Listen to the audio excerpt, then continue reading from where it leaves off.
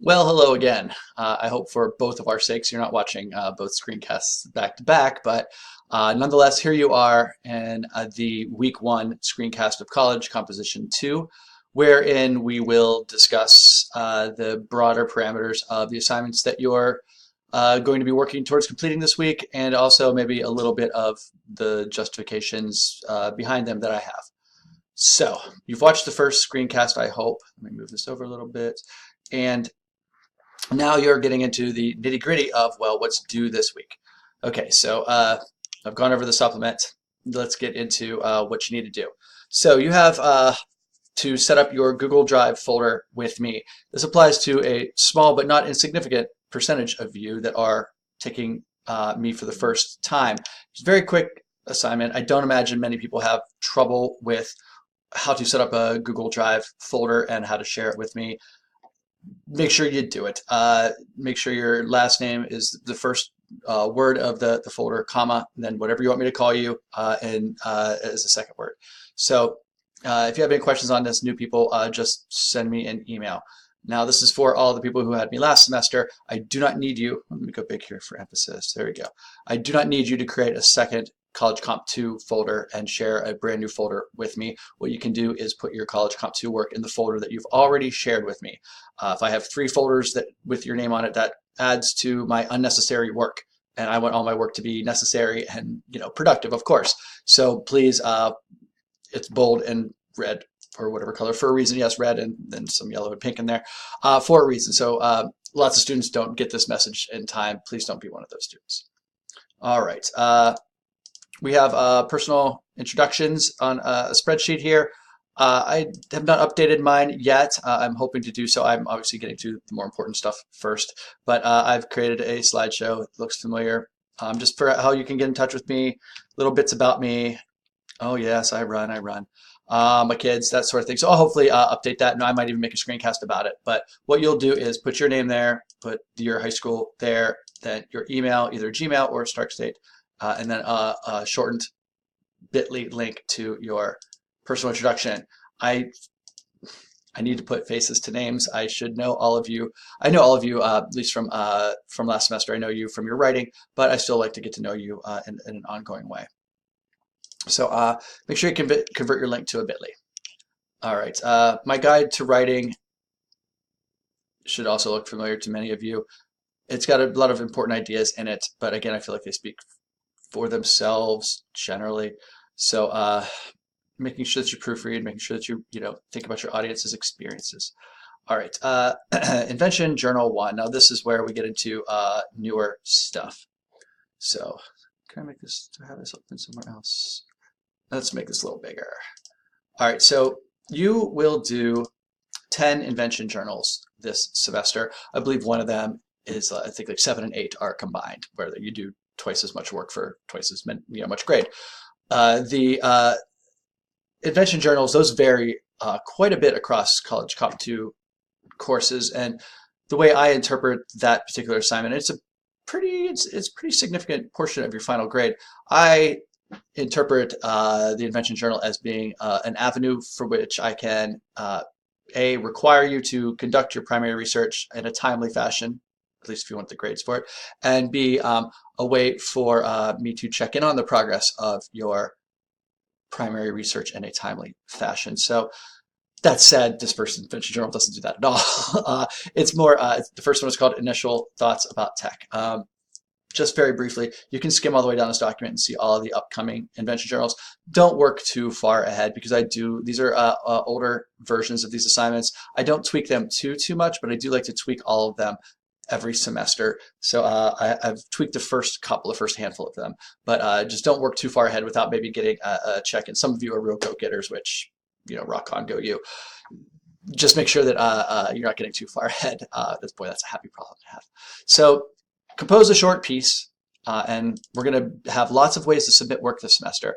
So it's right, this is an English class, so I'm going to be fine with you writing up most stuff in here. But since the collaborative multimodal project is on the horizon, very distant on the horizon, but it's still there, getting, I guess, comfortable creating video-based content is a good thing.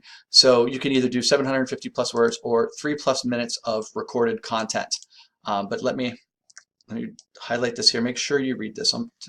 It's already italicized, so I won't make it bold. But what I don't want is you just getting your phone out and like an Instagram story or a snap or whatever, and just sort of stream of consciousness, whatever pops into my head, going into my phone and out of the phone and into my life. All right, so if you're going to create a video, I want you to put some effort into it. Make a screencast, or make sure that you are well prepared if you're going to do it through your phone. I will happily not give you any credit for something that feels like, oh crud, the invention journals do in 10 minutes. I better record something and upload it right quick. If you do that, you're not going to like the result of it. I'm not going to like the result of it. And when I'm unsatisfied with the results of your work, well, that's your grade, right? So if you are going to create videos, please don't take that as implicit permission to be lazy about them. I still expect a high level of polish, much like I wouldn't take the first thing you sort of sloppily just typed out for a written assignment. The same basic ideas apply. The same criteria get applied to video content as well. So as long as you're putting effort into it, you will be okay. So I'm probably gonna look what I did there with my little fake typing. Your lazy fake typing. I'm probably going to tweak these a little bit, but so maybe by the time you see this screencast, maybe these questions are a little different. But I want you thinking about this phrase, personal digital technology. Okay, I want you thinking about the devices you use, how often you use them. I'm really going to try to pivot more to apps this semester. I've taught this theme previously, and it's been very much like the devices themselves, like the phone itself, right? And so I think I'm going to get inside the phone a little bit more this semester. So I'm going to encourage you to think about apps and how you use apps and what you use them for, vis-a-vis what their purpose is, that sort of thing. Okay, so I want you to think about as much as we can even contemplate what an average American looks like in this day and age. I'll leave it at that. What do you think the role of the personal digital technology is, sort of writ large in our culture? Okay, and then the other two questions are just like, well, what do you think so far? Anything I can tell you more about? Anything scary or confusing? Anything exciting? And then anything else I need to know? Like, if you're working 6 jobs, or if you're, I don't know, if you have stuff that I'm better off knowing, in week 1 as opposed to week 6 or 8 or 10 or 15. Let's just get that stuff out there between us. And of course, this is all private, so whatever you write or share won't be shared with anyone else. So if you have questions about the invention journals, much like a lot of the smaller assignments, I low-key want to give you all the credit for your invention journals. You have to do the work in order for me to help, or in order for me to achieve that goal, let's say. All right. Okay, complete reader response 1. And this one here, slightly revised reader response assignment if you're familiar with how I get down. Okay, so what's this little bit? Oh, this is long ways. That's why this is a landscape, not a portrait. Okay, so I'll talk about the readings themselves in a second. But once again, you'll briefly summarize the reading, and then you'll provide an analysis of the reading. Did it succeed in its goals? I really want to have more in-depth conversations this semester about tying a thing to its purpose. Okay, and so the purpose of a piece of writing is, some combination of inform, persuade, be aesthetically beautiful, to share an opinion. Okay, and so, did this piece of writing succeed in that goal? Why or why not? All right, and then a list of words and their definitions. All right, so I will be adding to this list, but it's a pretty long list as it is. Lots of different articles that are related to ideas that maybe we'll want to kick around this semester. If you find an article that you want to write your reader response on, go right ahead. Feel free to. Ooh, editing in action, lucky you. All right. Mommy, daddy, and their precious little bundle of data. Now, maybe that's the parent in me that is curious about this, but there's a whole, maybe you guys are young enough now, but there's this whole generation of kids, really young people, who are finally getting online. They're looking up their parents' like Instagram accounts, and they're mortified to see that all their baby pictures are on there, or all the dumb stuff they did as 3-year-olds, all documented and all shared online by parents who maybe weren't thinking about these little babies turning into social media users themselves. fascinating and terrifying stuff, which is why I largely keep my children off of social media, except when they're being super duper extra cute. So pick any of these articles and respond to them. Some of them are videos. Like I said, I will add to that list. It'll be a much longer list probably by the time you are watching this. All right, let's see. Let me look at the clock here. I'm going to make a third screencast about the SA1 assignment instead of, I went on a little bit long with some other stuff here. So let's cut it, let's not cut it, but let's say this. You have 3 chapters to read in the textbook. I'm not textbook reading police, but when you don't read from your textbook, what happens is it manifests itself in your writing and your conceptions of the assignments that I work very hard to share with you. And that always comes out of your grade. So skip the readings and watch your grade suffer. Do the readings and watch your grade thrive. Let's see. You don't have to watch these additional videos or read these additional articles, but they're going to help you understand the nature of observational data collection.